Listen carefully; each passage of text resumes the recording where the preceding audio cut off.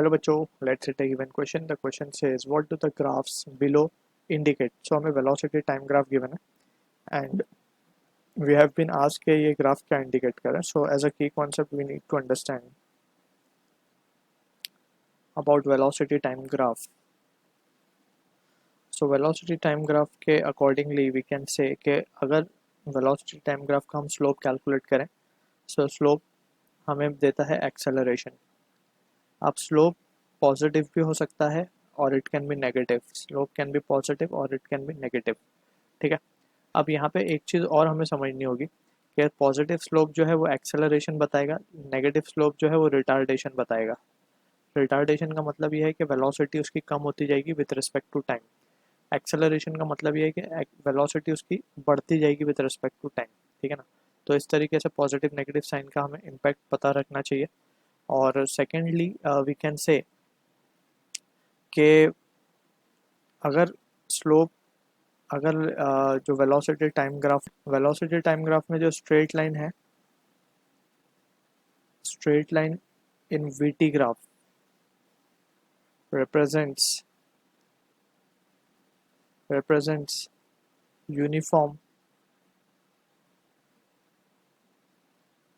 Acceleration बता सकता है वो यूनिफॉर्म या फिर रिटार्डेशन, लेकिन वो यूनिफॉर्म होगा विथ रिस्पेक्ट टू टाइम, वो सेम होगा.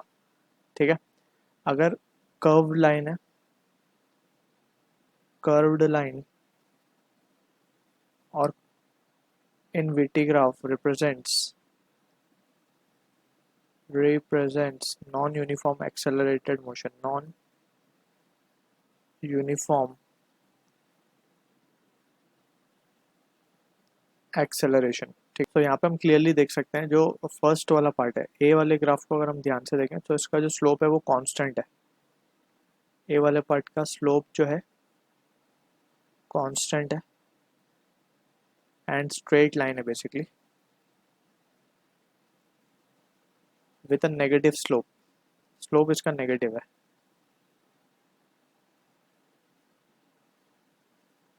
क्योंकि ज़्यादा से कम हो रहा है. ठीक है. इस तरीके के स्लोप को हम कहते हैं पॉजिटिव स्लोप, इस तरीके की लाइन को हम कहते हैं नेगेटिव स्लोप. तो हम ये चीज़ याद रख सकते हैं डायरेक्टली. ठीक है. तो ये इस तरीके का तो नेगेटिव स्लोप है. नेगेटिव का मतलब है कि वेलोसिटी कम हो रही है टाइम के साथ, यानी कि डिसेलरेट हो रहा है, रिटार्डेशन हो रहा है. ये कांस्टेंट स्ट्रेट लाइन, तो नेगेटिव स्लोप का मतलब है ये रिटार्डेशन है. ठीक है. बी पार्ट में देखें तो ये सिंपली हम बोल सकते हैं नॉन यूनिफॉर्म एक्सेलरेटरी